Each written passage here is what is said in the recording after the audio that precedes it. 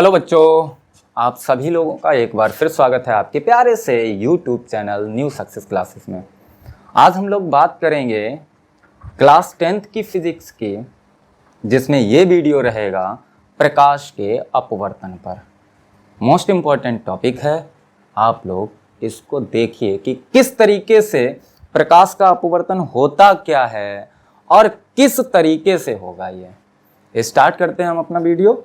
बेटा, जो बच्चे नोट्स बना रहे हैं हेडिंग डाल लें, हेडिंग लगा लें प्रकाश का अपवर्तन। प्रकाश का अपवर्तन, प्रकाश का अपवर्तन, प्रकाश का अपवर्तन। अब प्रकाश का अपवर्तन होता क्या है, तो यहां पर हम बेटा डेफिनेशन पहले लिख रहे हैं। जब प्रकाश किरण किसी एक माध्यम से चलकर दूसरे माध्यम में प्रवेश करती है तो वह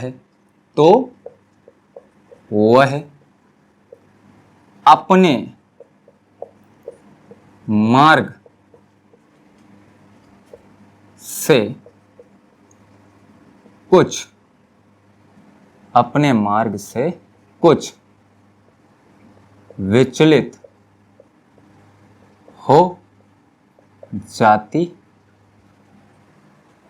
है। इस घटना को प्रकाश का अपवर्तन कहते हैं। अपवर्तन कहते हैं। जब प्रकाश किरण किसी एक माध्यम से चलकर दूसरे माध्यम में प्रवेश करती है तो वह अपने मार्ग से कुछ विचलित हो जाती है। इस घटना को प्रकाश का अपवर्तन कहते हैं। हम इसको दूसरे शब्दों में ऐसे भी कह सकते हैं कि प्रकाश किरण का किसी एक माध्यम से दूसरे माध्यम में जाना अपवर्तन कहलाता है। प्रकाश किरण का एक माध्यम से दूसरे माध्यम में जाना अपवर्तन कहलाता है। चलिए यहां पर इसको देख लेते हैं कि किस प्रकार से ये बेटा विचलित होगी अपने मार्ग से। तो यहां पर हम दो माध्यम ले रहे हैं, यहां पर हम दो माध्यम ले रहे हैं और ये इन दोनों माध्यमों का सीमा पृष्ठ है। मतलब इधर से इस पृष्ठ से, यानी कि इस सीमा से इधर आपका दूसरा माध्यम रहेगा और इधर दूसरा माध्यम रहेगा। हमने यहां पर मान लिया बेटा एक माध्यम प्यारा सा वायु, और इधर हमने मान लिया बेटा कांच। क्या मान लिया? कांच। ठीक है। अब यहां पर हम क्या करते हैं कि ये तो हो गया दोनों माध्यमों का सीमा पृष्ठ। इसको हम लिख सकते हैं दोनों माध्यमों का सीमा पृष्ठ या तल। ठीक है। इसको हम सीमा पृष्ठ भी कह सकते हैं और तल भी कह सकते हैं। अब यहां पर हमें कोई प्रकाश किरण आएगी और फिर वो किधर जाएगी, तो जहां पर प्रकाश किरण आनी है तो हम क्या करते हैं, उस बिंदु को थोड़ा सा चिन्हित कर लेते हैं। हम मान लेते हैं बेटा यहां पर कोई प्रकाश किरण आपतित होगी, तो आपतन बिंदु पर हम सबसे पहले खींच लेते हैं अभिलंब। आपतन बिंदु पर क्या करते हैं, अभिलंब खींच लेते हैं। आपतन बिंदु पर अभिलंब खींच लेते हैं। इस तरीके से हमने आपतन बिंदु पर खींच लिया अभिलंब, थोड़ा तिरछा हो गया। आपतन बिंदु पर हमने खींच लिया अभिलंब, ये अभिलंब खींच गया। अब आपतन बिंदु पर जब हमने अभिलंब खींचा तो इधर हमने वायु माध्यम लिया, इधर हमने कांच माध्यम लिया। आपको पता है वायु में प्रकाश की चाल सबसे अधिक होती है और कांच में तो कांच में कहीं ना कहीं प्रकाश की चाल कम होगी। इसको हम आगे पढ़ेंगे भी कि कम होगी या नहीं होगी। लेकिन हम यहां से ये जानते हैं कि वायु हमारा सबसे प्रकाश के लिए सबसे अच्छा माध्यम वायु या निर्वात होता है। कांच इतना अच्छा नहीं होता है, तो इसलिए वायु को बेटा हम विरल मान सकते हैं। क्या मान सकते हैं? विरल। और कांच को उस माध्यम के सापेक्ष कांच को हम मान सकते हैं सघन माध्यम। सघन माध्यम मान सकते हैं। अब प्रकाश किरण को जाना है विरल माध्यम से सघन माध्यम में। चलिए इसकी बात हम बाद में करेंगे, इसको हम थोड़ा सघन बनाने की कोशिश कर रहे हैं। ये हमने इसको इस तरीके से बना दिया सघन माध्यम। अब कोई प्रकाश किरण अगर आपतित होती है तो आपतन बिंदु पर ऐसे आ रही है ऐसे। आने वाली किरण को हम लोग पढ़ चुके हैं, क्या बोलते हैं? आपतित किरण बोलते हैं। आपतित किरण, ये आने वाली किरण है, इसको हम आपतित किरण बोलते हैं। अब बोले अगर इस दिशा में आ रही है तो अगर ये दूसरे माध्यम में जा रही है तो इसको इसी दिशा में आगे जाना चाहिए था। ऐसे ही इसको आगे जाना चाहिए था। जाना चाहिए था कि नहीं? इसी तरीके से इसको आगे चला जाना चाहिए था। लेकिन बेटा ये इस दिशा में ना जाके अपने मार्ग से कुछ विचलित हो जाती है। अब कुछ विचलित हो जाती है तो हमने कहा कि ये प्रकाश किरण जो है इधर ना जाके अपने मार्ग से इधर चली जाएगी, थोड़ा सा विचलित हो गई। अब यहां पर बेटा यही हो गया प्रकाश का अपवर्तन कि अपने मार्ग से कुछ विचलित हो जाती है। एक माध्यम से चलकर दूसरे माध्यम में जब ये जाती है तो अपने मार्ग से विचलित हो जाती है। चलिए इसी को हम थोड़ा उल्टा करके देख लेते हैं। अभी हम क्या करते हैं कि हमने ये सीमा पृष्ठ खींच लिया। ये भी आपका क्या है? सीमा पृष्ठ, दो माध्यमों का सीमा पृष्ठ। और इस पर हमने मान लिया कि बेटा ये आपका अभिलंब है, ये अभिलंब रहा आपका।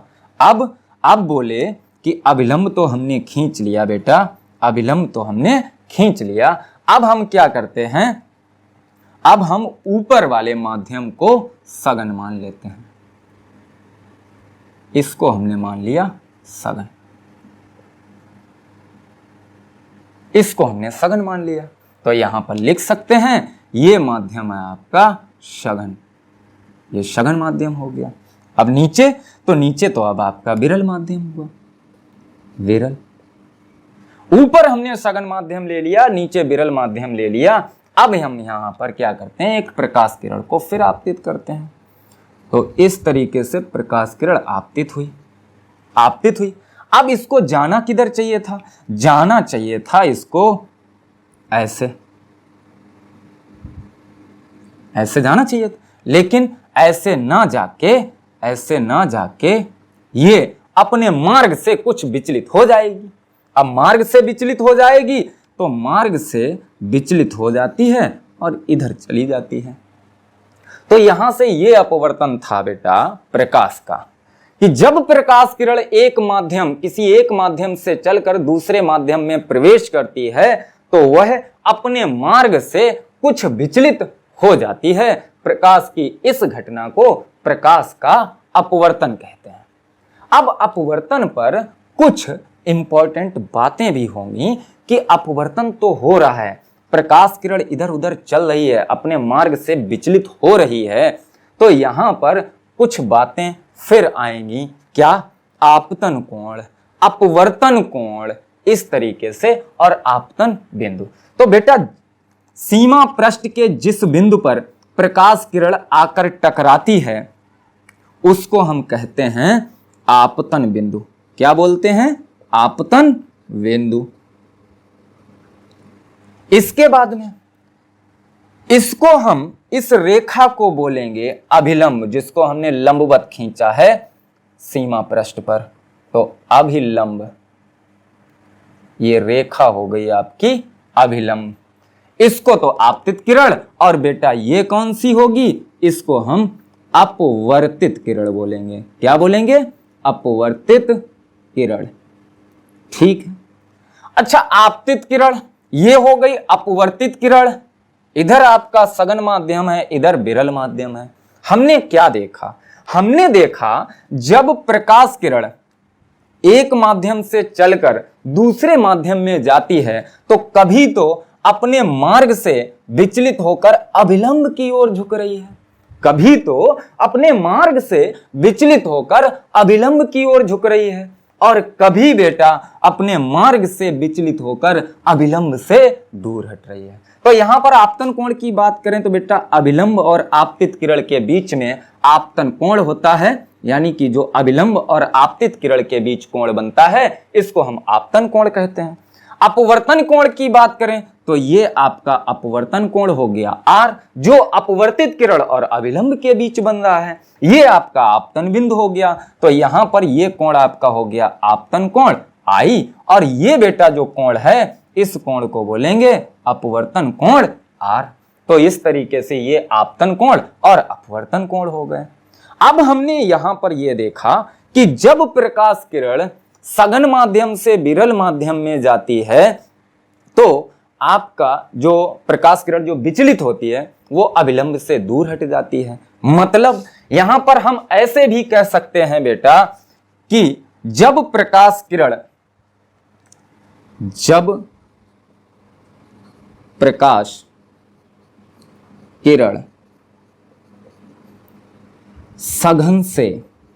सघन से विरल माध्यम में जाती है। ठीक है, जब सघन से विरल में जाती है तो हम कह सकते हैं कोण आई, यानी कि आपतन कोण। आपतन कोण का मान बेटा छोटा होगा किससे? अपवर्तन कोण के मान से। किससे छोटा होगा? अपवर्तन कोण के मान से। या यूं कह सकते हैं कि जब प्रकाश किरण सघन माध्यम से विरल माध्यम में जाती है तो बेटा अपवर्तन कोण का मान बड़ा होगा और आपतन कोण का मान छोटा होगा। अच्छा, यहां हम कह सकते हैं जब प्रकाश किरण विरल से सघन में जाती है, विरल से सघन में जाती है, तब हम कह सकते हैं कि बेटा आपतन कोण आई बड़ा होगा अपवर्तन कोण आर से। आपतन कोण आई बड़ा होगा अपवर्तन कोण आर से। तो इस तरीके से। अच्छा, दूसरा हम क्या कह सकते हैं? दूसरा ये कह सकते हैं बेटा कि जब प्रकाश किरण सघन माध्यम से विरल माध्यम में जाती है तो अब अपवर्तन के पश्चात अभिलंब से दूर हट जाती है। जब प्रकाश किरण सघन माध्यम से विरल माध्यम में जाती है तो अपवर्तन के पश्चात अभिलंब से दूर हो जाती है या दूर हट जाती है। इसके विपरीत इधर जब प्रकाश किरण विरल माध्यम से सघन माध्यम में जाती है तो अपवर्तन के पश्चात अभिलंब की ओर झुक जाती है। ठीक है। अच्छा, इसमें और क्या होगा? तो और भी बेटा कुछ होगा, इसको थोड़ा साफ करें। यहां पर बेटा कुछ और भी मेन पॉइंट हैं, उनको आप देख लीजिए। मोस्ट इंपॉर्टेंट बेटा है प्रकाश का अपवर्तन। क्या होगा? प्रकाश का जब बेटा अपवर्तन होगा तो प्रकाश किरण के पास क्या होता है? बोले प्रकाश जो किरण हम बोलते हैं प्रकाश तरंगों के रूप में चलता है, विद्युत चुम्बकीय, और तरंगों के रूप में चलता है बेटा तो इसके पास तरंग दैर्घ्य भी होती है, चाल भी होती है और आवृत्ति भी होती है। तो यहां पर नोट में आप लिख सकते हैं क्या? नोट में लिख सकते हैं क्या? प्रकाश के अपवर्तन में, प्रकाश के अपवर्तन में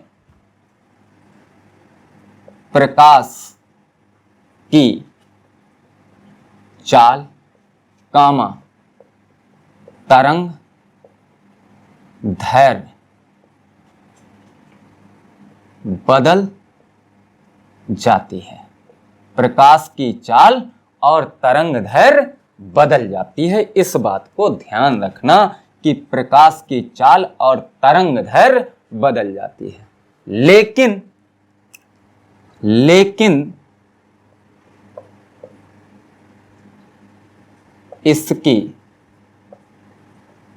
आवृत्ति नहीं बदलती है।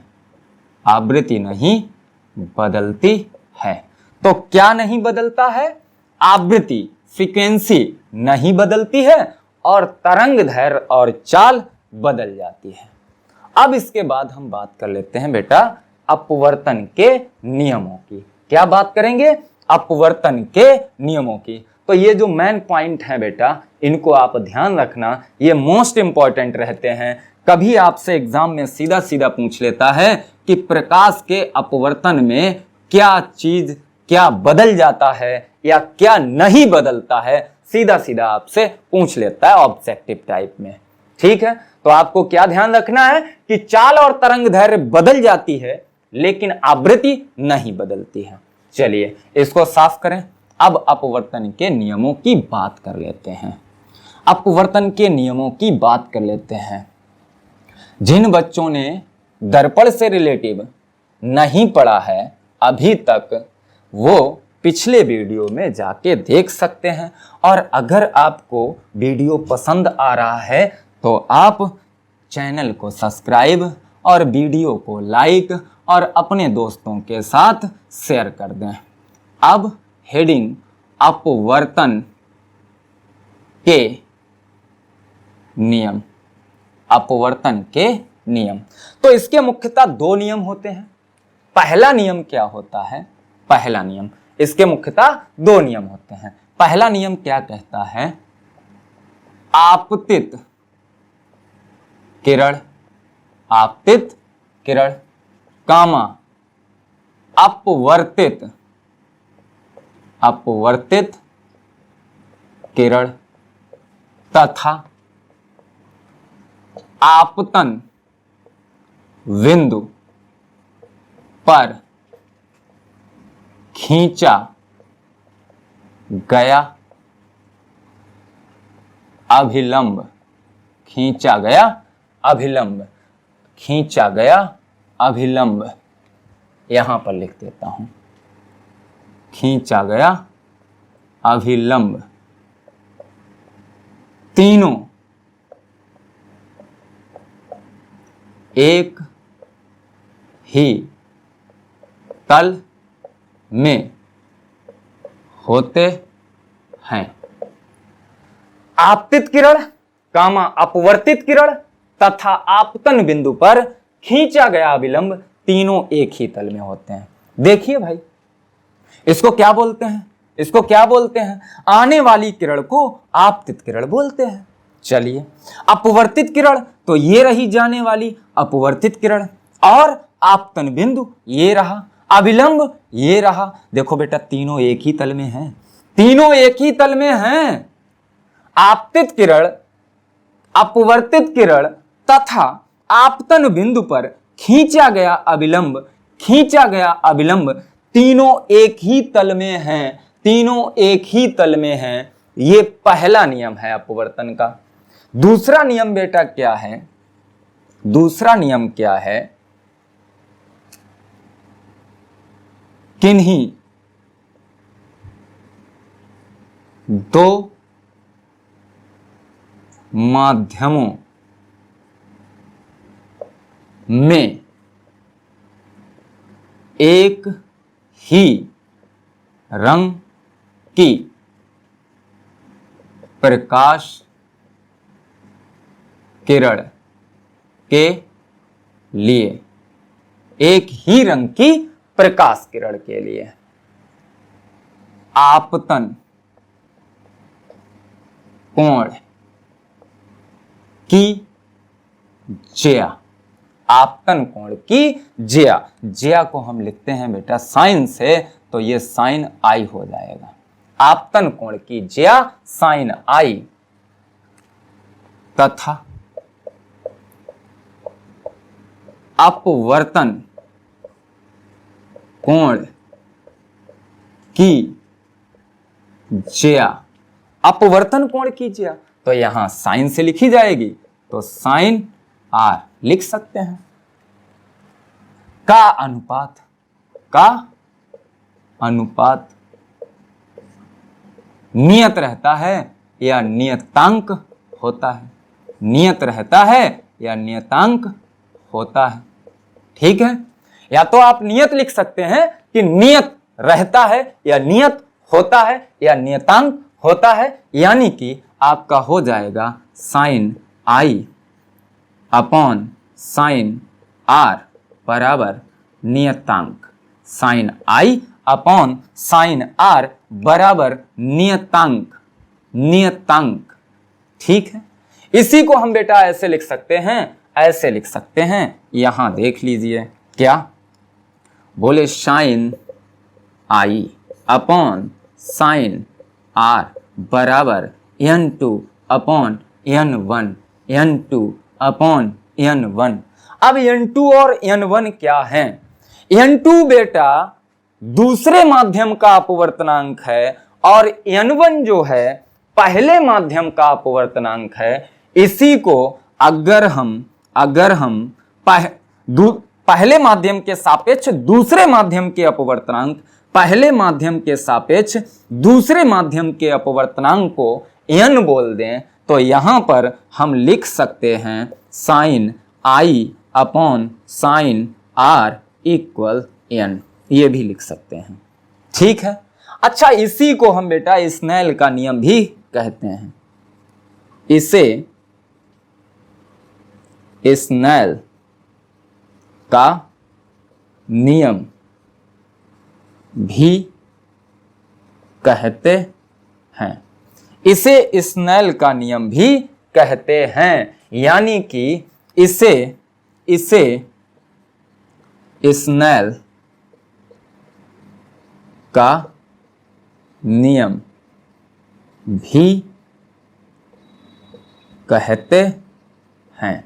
इसे स्नेल का नियम भी कहते हैं। ये बात ध्यान रखना। तो ये था बेहतरीन सा प्रकाश का अपवर्तन और अपवर्तन के नियम। अगर प्रकाश किरण विरल से सघन में जाएगी तो किधर अपवर्तन के पश्चात अभिलंब से दूर जाएगी या पास होगी, या प्रकाश किरण जब सघन से विरल में जाएगी तो अभिलंब से दूर होगी या पास होगी। इस तरीके से हम लोग ने सीखा है प्रकाश के अपवर्तन को। आज के वीडियो में इतना ही। अगले वीडियो में हम बात करेंगे सापेक्ष अपवर्तनांक क्या होता है, क्रांतिक कोण क्या होता है, प्रकाश का पूर्ण आंतरिक परावर्तन क्या होता है। तब तक के लिए आप लोग बने रहिए हमारे साथ। धन्यवाद।